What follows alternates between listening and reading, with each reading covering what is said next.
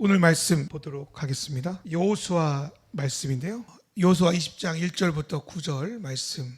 주님께서 여호수아에게 말씀하셨다. 너는 이스라엘 자손에게 이렇게 일러라.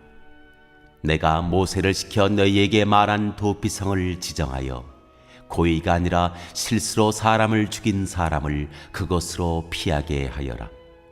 그곳은 죽은 사람에 대한 복수를 하려는 사람을 피하는 곳이 될 것이다. 살인자는 이 성읍들 가운데 한 곳으로 가서 그 성문 어귀에 서서 그 성의 장로들에게 자신이 저지른 사고를 설명하여야 한다.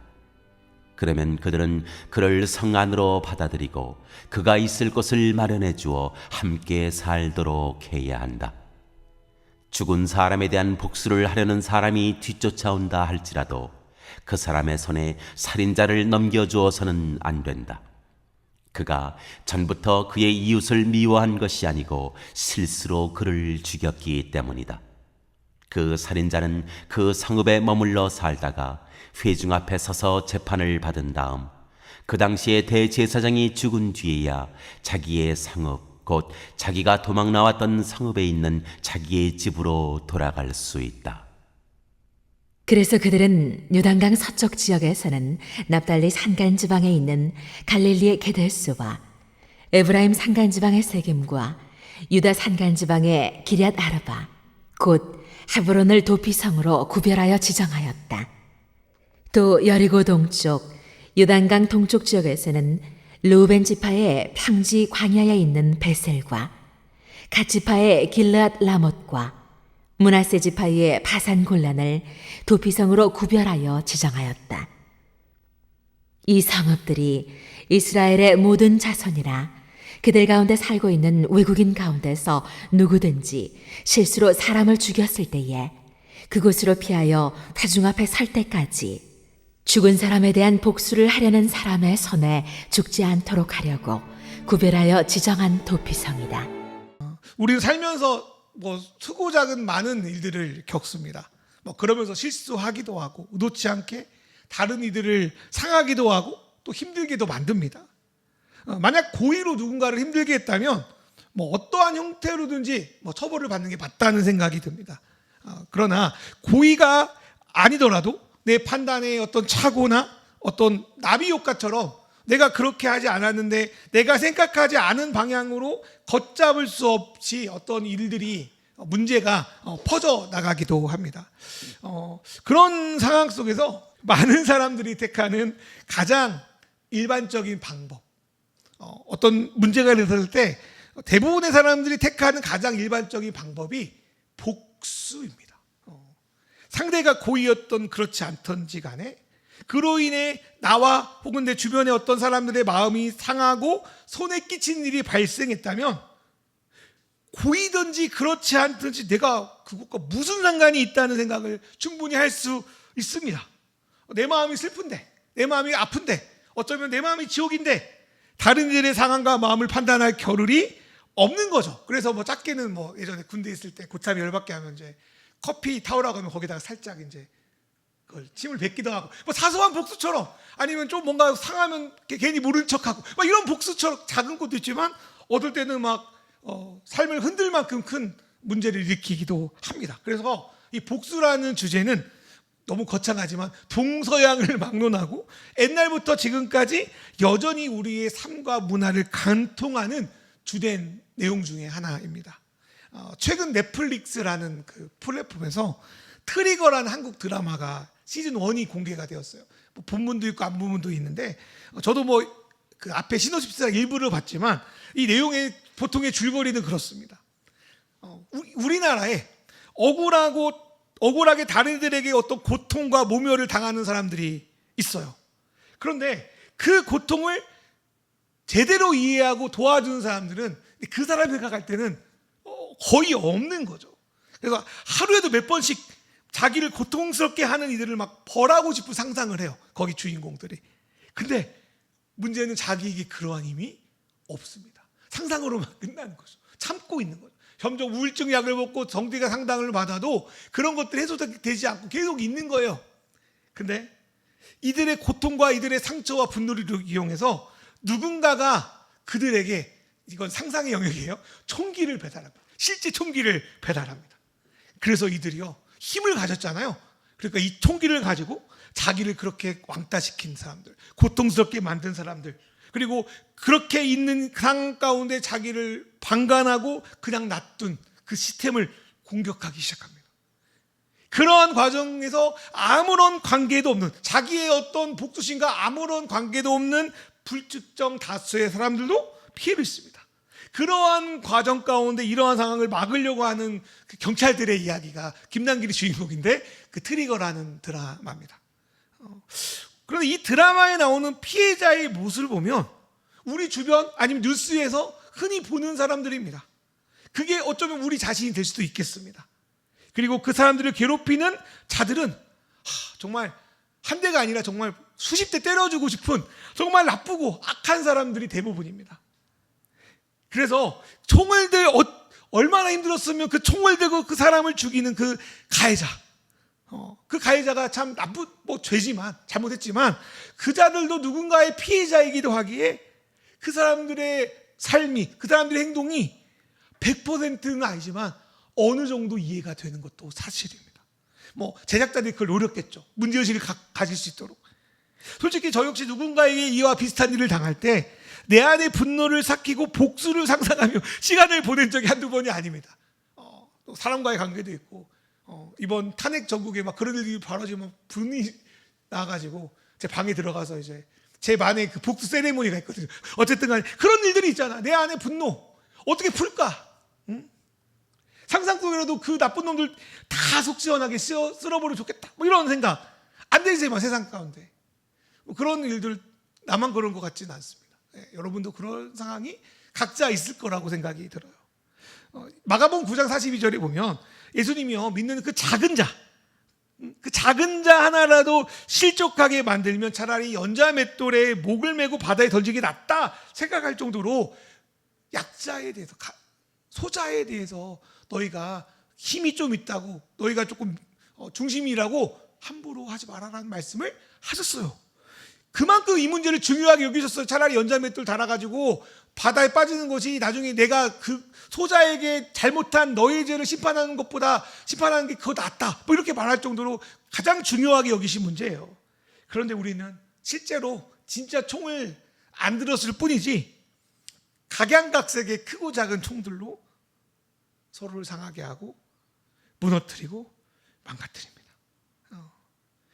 가장 그런 거는 실제 아프다, 널 공격할 거야, 이런 어떤 그런 것도 있지만 은밀하게 이렇게 뭐라고 표현하죠? 참 사람을 고통스럽게 만듭니다. 우리는 이런 사회에서 피해자 혹은 가해자, 방관자 혹은 상처받은 자로 복잡하게 이 세상을 살아갑니다. 마치 메비우스 띠아 같은 생각이 들어요. 내가 누군가의 피해자지만 누군가의 가해자도 될 수 있거든요. 수많은 상황 가운데 누구를 내 손으로 심판하고 복수한다고 하면 순간적으로 마음이 후련할 수 있겠지만 그것이 본질적인 문제의 해결책은 될 수가 없죠. 그리고 불행하게도 대부분 사람에게 복수는요 사치입니다. 복수도 능력이 있어야 할 수 있어요. 복수도 밑도 끝도 없이 그냥 돌진하지 않으면 능력이 있어야 복수도 할 수 있습니다. 그래서 가해자에게 당하는 것도 억울한데 그 억울함을 풀지 못하고 계속 내 마음에 썩고 품고 있으니 내가 망가지는 2차 피해를 당할 때가 많습니다. 그런 상황 속에서 이번에 여호수아를 통해 도피성 말씀을 묵상했어요. 하나님은 도피성을 통하여서 서로를 향한 오해나 억울한 분노를 분리시키고 그 안에서 문제를 해결하신다는 생각이 이번에 들었습니다. 그리고 이 도피성이 수천 년 전 이스라엘의 문제뿐 아니라 오늘날 우리에게도 이 도피성이 필요하다는 생각이 들어서 오늘의 말씀을 준비했습니다. 트리거로 뭔가 이상하게 되기 전에 그분의 도피성에 가서 그분 안에 피하는 저와 여러분 됐으면 좋겠습니다. 그러면 도피성은 뭔가? 도피성은 쉽게 말해서 고의가 아닌 실수로 사람을 죽인 자들이 도망치는 성으로 민수기에 보니까 요단강 서쪽에 3개, 요단강 동쪽의 세계에서 6개의 성이 있었다고 전해집니다. 또한 도피성은 이스라엘뿐 아니라 그 땅에 거주하는 외국인들에게도 그런 안전을 제공하는 곳이었습니다. 그래서 언뜻 나는 아무리 내가 나쁜 짓을 해도 사람을 죽인 건 아닌데 이 말씀이 이 도피성이 나랑 무슨 상관이 있는가 이런 생각을 할 수도 있겠어요. 그런데 우리는요 매일매일 크고 작은 죽음을 경험합니다. 신체적 고통도 죽음의 일부고요. 마음에 상하는 것도 죽음입니다. 다른 사람의 고통을 보면서 우리도 그 죽음을 같이 느끼기도 합니다. 그리고 그 죽음의 끝판왕이 바로 사망입니다. 그런 의미에서 도피성에 말하는 죽음은 우리가 매번 겪고 있는 크고 작은 죽음이기도 합니다. 우리가 예수님의 부활에 감격하는 이유 중에 하나도 예수께서 우리 인간사에 만연한 이 죽음, 이 사망 권세를 이기셨고 이제 더 이상 우리가 죽음의 권세 아래 있지 않다고 선언하셨기 때문에 예수님의 죽음이 우리에게 복음이 될 수 있습니다. 도피성은 이 죽음의 요소들을 잠시 우리 삶에서 분리시키고 떨어뜨려 놓는 곳이라고 할 수 있겠습니다. 그런데 본격적으로 도피성에 대해서 말씀드리기 전에 한 가지 짚고 넘어갈 게 있더라고요. 그건 바로 고의라는 게 뭐냐. 그럼 고의가 아닌 것은 무엇이냐. 성경적으로 고의를 우리가 어떻게 받아들여야 되냐라는 문제입니다. 고의는요 의도적인 공격이나 배신, 위협을 말합니다. 근데 솔직히 우리는 무의식적으로 우리 삶에서 많이 그런 일들로 벌어지기도 하죠. 그래서 살면서 그래서 고의로 뭔가를 막 하는 것보다 실수나 의도치 않게 벌어지는 사고들이 훨씬 많습니다. 예를 들어서요 자동차 사고 중에 내가 일부러 저 사람을 쳐버려야겠다고 돌진하는 경우는 사고 중에 거의 없습니다. 최소한 뭐 술을 먹었다든지 뭐 했다든지 뭐 해서 정신없는 상태에서 그런 일들이 많이 벌어집니다. 많은 경우 이 고의가 아닌 일들이 우리 삶을 고통스럽게 합니다. 마치 무심코 던진 돌에 개구리가 마저 상하는 것처럼 말이죠. 성경에 보면 예수님은요 고의에 대해서 매우 낮은 기준을 갖고 있었다는 생각이 들어요. 우리 읽어볼까요? 누가복음 23장 34절의 말씀인데요. 제가 한번 읽어드릴게요. 이에 예수께서 이르시되 아버지 저들의 죄를 사하여 주옵소서. 자기들이 하는 것을 알지 못함이다 하시더라. 그들이 그의 옷을 나눠 제비 뽑을 때. 여러분 예수님은요 자기를 십자가에 못 박고 조롱하는 이들을 향해 이렇게 말하는 거예요. 아버지 저들의 죄를 용서해 주십시오. 왜? 자기들이 뭘 하고 있는지 몰라요. 다른 말로 고의가 아니니까 용서해 주세요 말합니다. 와, 예수님의 고의에 대한 기준이 되게 낮다는 걸 알 수 있죠. 그렇다고 고의로 짓는 죄에 대해서 아예 언급하지 않은 것은 아닙니다. 전 대표적으로 두 가지를 오늘 들 건데요. 하나는 성령 회방죄입니다. 성령 회방죄에 대해서 많이 들어봤을 텐데 우리 마가복음 3장 29절 제가 읽어드리면 그러나 성령을 모독하는 사람은 용서를 받지 못하고 영원한 죄에 매인다. 성령 회방죄는 예수님이 하시는 하나님 나라의 사역과 그로 인해 나타나는 기적을 목도하고도 깨닫고도 일부러 이 일이 하나님이 하시는 일이 아니라 귀신의 왕 바알세불에서 왔다고 비방하는 바리새인들에게 하시는 말씀입니다. 바리새인들은요 누구보다도 하나님에 대해서 잘 아는 사람이었어요. 그래서 예수님이 하시는 일들을 보고 야 분명히 저 예수는 하나님이 보내신 메시아 아니 최소한 선지자급은 된다고 알았어요. 그러니까 니고데모라는 사람이 요한복음에 몰래 예수님 찾아가지고 당신이 하나님이 보내신 선지자라고 고백하는 것은 자기의 양심이 그렇다는 것을 드러내는 증거 중에 하나입니다. 그런데 문제는 뭐냐면 예수님은 자기들이 기대했던 메시아는 아니에요. 하나님이 보내신 사람은 맞는데 자기들이 기대하고 바라고 다른 말로 욕망하는 그런 사람이 아니었어요. 그래서 어떻게 합니까? 이들은 의도적으로 하나님이 보내신 메시아를 사단의 왕이라고 조롱해요. 바알세불의 힘을 힘입어 능력을 행한다고 폄훼합니다. 이런 고의적인 회방에 예수님께서 성령을 모독하는 사람은 용서받지 못한다라고 강력하게 말씀하십니다. 이게 고의입니다. 고의. 두 번째로 고의로 지는 죄는 가룟 유다의 배신이라고 생각이 듭니다. 유다는요 예수님 옆에서 그분의 말씀을 듣고 그분의 하신 일들을 보았습니다. 실제 자기도 그분이 주신 권세를 힘입어 귀신을 쫓아내는 그런 전도 여행을 하기도 했어요. 그러나 그는 바리새인과 마찬가지로 예수님 볼 때 자기가 원하는 메시아가 아닌 거예요. 그래서 의도가 어떠하든지 간에 예수를 제사장들에게 얼마에 팝니까? 은전 30냥에 팔아넘깁니다. 이후에 예수님이 팔아넘긴 걸 후회했지만 그는요 회개하지 않습니다. 회심하지 않습니다. 어떻게 하면 예수님께 저지른 잘못을 갚을 수 있을까 생각하다가 어떻게 하죠? 자기 목숨으로 그 죄를 갚아버려요. 자기 스스로 예수님을 팔아넘긴 거에 대한 대가를 치를 수 있다고 생각했다고 저는 생각해요. 예수님의 사랑, 예수님의 은혜, 예수님의 용서를 알고도 끝까지 그는 자기 중심성을 포기하지 않고 의도적으로 그 일을 저질렀습니다. 예수님은요, 처음에 우리가 고의로 일을 저질렀다고 하나님을 대적했다고 하더라도 다시 회개하고 돌이키면 우리를 받아주신다고 약속하셨어요. 그런데 가룟 유다는 인생의 그 마지막까지 자기가 죄인임을 인정하지 않고 죽었습니다. 성경은 이런 상황을 고의로 죄를 짓는다라고 말씀합니다. 이런 경우를 제외하고 많은 경우 우리는 비고의적 죄와 실수, 허물을 짓고 살아갑니다. 때로는 알고 있는 것 같지만 무의식적으로 거부하기도 하겠죠. 그런데 하나님은 그런 우리에게, 그런 이스라엘에게 도피성을 주겠다고 약속하십니다. 먼저 도피성은요, 레위인들, 하나님의 그 성전에서 예배하는 그 일을 감당하는 레위인들의 성 중에서 그 도피성 6개를 선택합니다. 그래서 이곳은 하나님께 자기를 헌신한 자들이 일하는 곳이며 하나님의 통치가 어느 것보다 강력하게 임재하는 곳입니다.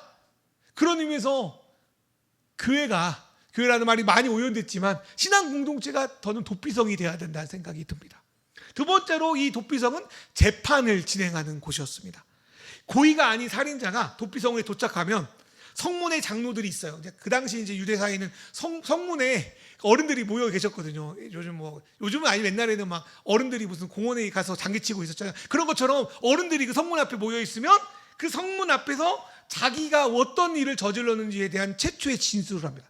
제가 고의로 사람을 죽였어. 이런 경우 가운데 의도치 않게 그런 일이 저질렀습니다. 그렇게 말하죠. 그러면 이를 가지고 장로들이 재판을 하는데 그때까지 살인자의 신변이 보호됩니다. 지켜져요.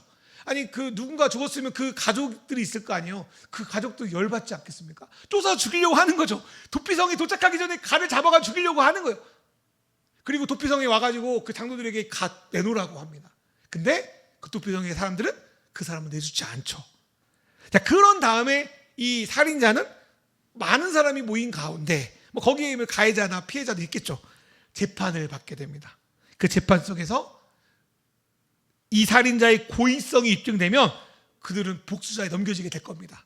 그러나 반대로 그의 살인이, 그의 잘못이 실수였다, 고의가 아니었다라고 판결이 되면 그는 현 대제사장이 죽을 때까지 감옥처럼 도피성 안에만 머물 수 있게 됩니다. 그렇다면 왜 도피성이 필요했을까? 어떻게 보면 도피성은 사랑하는 이가 죽은 그 가족들, 피해자들에게 매우 가혹한 제도처럼 보입니다. 정의 하나님이 제대로 판결하지 않고 감추고 숨겨지는 것처럼 보입니다. 그러나 우리의 현실은 그 정도로 설명할 정도로 눅눅하지는 않습니다. 저는 그래서 도피성이 첫 번째로 하나님께 그 중재를 맡겨드리는 곳이라는 생각이 들었어요. 많은 경우 우리는 자기가 누군가에게 나는 피해만 보고 산다고 생각해요. 그런데 많은 경우 우리도 가해자의 삶을 살아갑니다. 만약 하나님께서 이 모든 것을 우리에게 명백히 막 드러내면 우리 중에 의인이라고 불릴 사람은 한 명도 없습니다. 그래서 그 가늠한 여인이 여인을 그 바리새인들 사람들 끌고 왔을 때 예수님이 뭐라고 말씀하십니까? 글씨를 쓰고 난 다음에 너희 중에 죄 있는 자가 돌을 치라고 말합니다.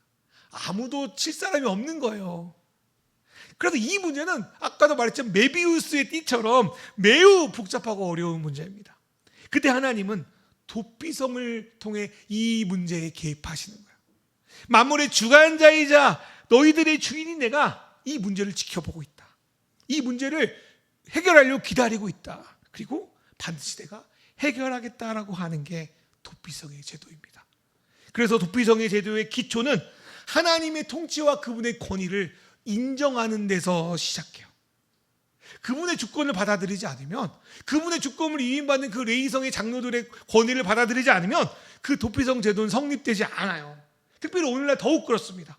지금 벌어진 상황이 내 생각과 조금만 다르더라도, 모든 것을 온전히 이해하지 못하더라도 선하고 정의로우신 하나님을 신뢰할 수 있다면 우리는 그 중재를 맡길 수 있어요. 그러나 많은 경우 그러지를 못합니다. 성경을 보면요, 로마서 12장 19절 말씀이기도 한데, 원수 갚는 것이 하나님께 있다는 말씀이 여기 말고도 자주 등장합니다. 시간이 걸리기도 하고 내가 원하는 방식으로 이루어지지 않는 것 같아도 하나님께서 반드시 공정하게 너의 원수에 대한 값을 치르겠다고 약속하시지만 우리는 잘 받아들이지 못해요. 그 하나님의 중재를 그럼에도 불구하고 믿음으로 받아들이는 것이 도피성입니다. 하나님께서 내 편만 드는 것이 아니라 진정한 공의와 사랑을 위해서 지금도 계속 시간을 가지고 기다리고 계시고 만들고 계시다는 걸 믿는 것이 도피성입니다. 이에 대한 애안을 들어보면 마치 우리가 변호사를 선임하는 것과 같습니다. 나는 지금 당장 억울하고 당장 뭔가 화가 나고 당장 뭔가를 해결받고 싶은데 법을 제대로 모르는 상태에서 무작정 해결할 수 없어요. 재판을 받을 수 없어요. 그때 필요한 게 변호사를 선임하는 것입니다. 그에게 자기의 상황을 이야기하고 자기의 승소를 위해서 해야 될 것과 하지 말아야 될 것도 배우고 이거를 어떤 긴 과정을 통해서 해결해야 될지에 대한 조언도 듣습니다. 그 가운데, 그 모든 가운데 가장 기본이 되는 것이 바로 선임한 변호사를 신뢰하는 겁니다. 우리 일상에서 벌어진 수많은 고비와 문제와 일들에 대해서 하나님을 중재자로 선임하는 저와 여러분 됐으면 좋겠습니다. 그때 하나님께서 저에게 또 여러분에게 도피성이 되어줄 줄 믿습니다. 두 번째로 도피성은 우리를 안식하게 만듭니다. 주변에 그 재판을 경험했던 분들 계시잖아요. 솔직히 대부분의 사람들은 인생의 재판 한번 제대로 경험 안 할 때가 많습니다. 그런데 이러한 재판, 형사사건 이런 데 이제 휘말려 버리면 그 일 때문에 수년을 보내는 분들이 계시고 그 분들이 하나같이 하는 말이 뼈가 마른다는 소리를 합니다. 결과도 결과지만 그 모든 과정이 참 힘들고 고통스럽다는 거예요. 우리는요, 근데 그 문제가 해결돼야만 쉴 수 있다고 생각해요. 그러면 그 해결되지 전까지는 우리는 지옥 속에 사는 거예요. 특히 우리는 급한 한국인이니까 문제가 해결돼야 쉴 수 있다고 여깁니다. 하지만 여러분 알다시피 재판은 바로 해결되지 않습니다. 1심, 2심 해가지고 계속 이어집니다. 또한 결과를 기다리다가 내가 속 터져서 쓰러질 수도 있어요. 그 과정을 지혜롭고 건강하게 넘어가는 게 중요합니다. 이건 우리에게도 마찬가지예요. 재판정에 우리가 직접 가지 않더라도 이와 비슷한 상황과 경험들이 우리 삶에 얼마나 많습니까? 그때 하나님은 우리를 도피성으로 안답니다. 우리가 하나님 변호사를 선임했다면 그 변호사를 받아들일 때, 신뢰할 때 우리는 그 도피성에서 안식할 수 있습니다. 또한 도피성 하나님은 그 가해자와 피해자의 그 둘 사이를 떨어뜨려 놓습니다. 저는 이게 도피성의 키포인트라고 생각이 들어요. 가해자는 자기가 의도하지 않았는데 이런 일이 벌어졌다는 게 억울합니다. 그럼에도 죄책감과 두려움이 그 안에 자리 잡고 있습니다. 그 상황에서 내가 그 유가족들에게 무슨 말을 해도 해결할 수 없음도 압니다. 그러니까 숨기 마련이죠. 피해자 입장도 마찬가지죠.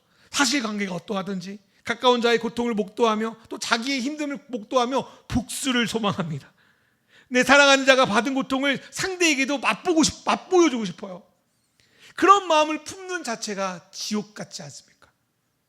그래서 여차여차해서 복수를 했다고 치면 그 다음에 어떤 일이 벌어집니까?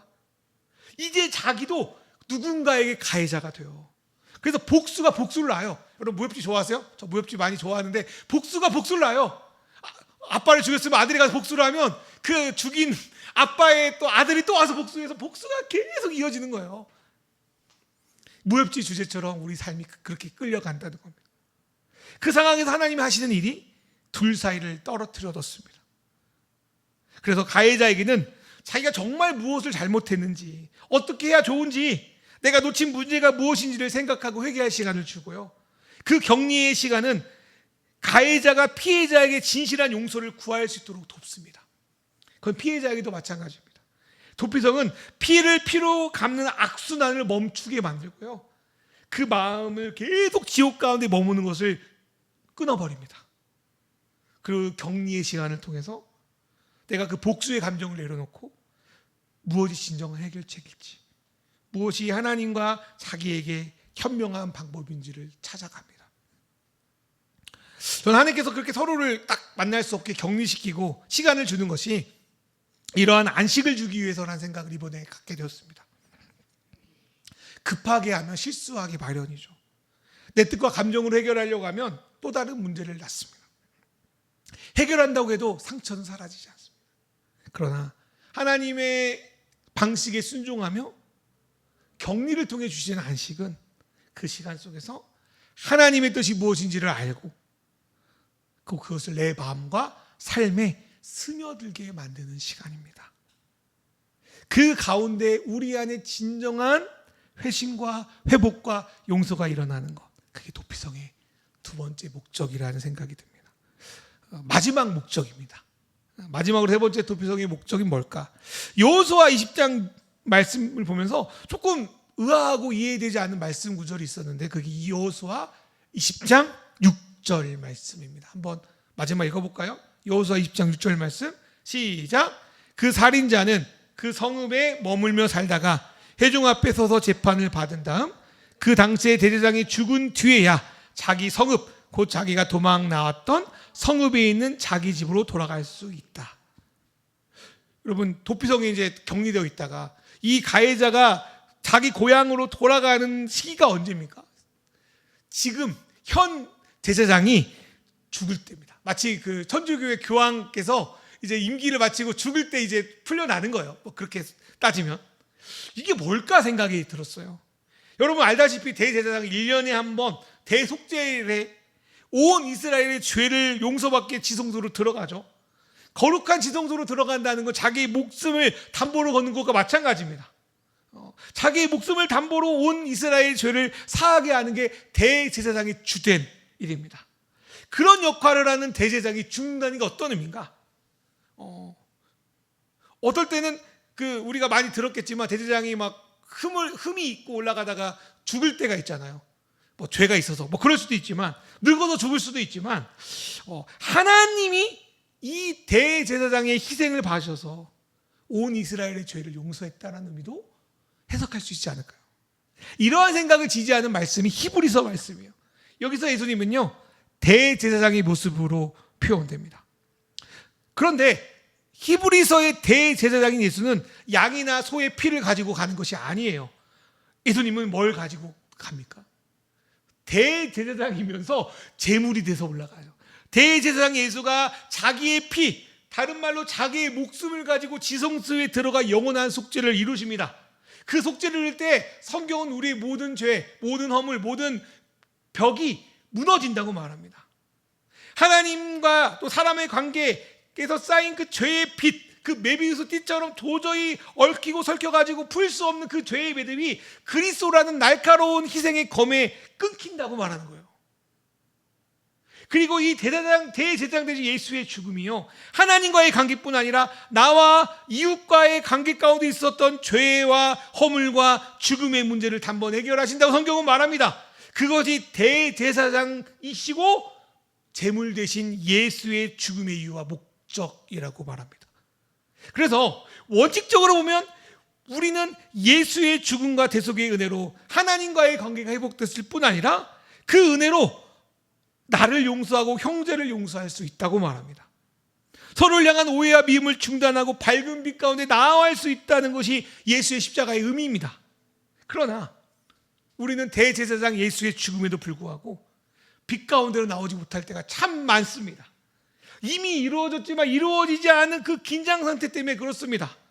그게 좀 신앙의 갑갑함이요. 이루셨는데 그렇게 하셨다면서 왜 우리는 여전히 도피성에 숨어 있어야 되는 건가? 그럼 어떻게 해야 되는 건가?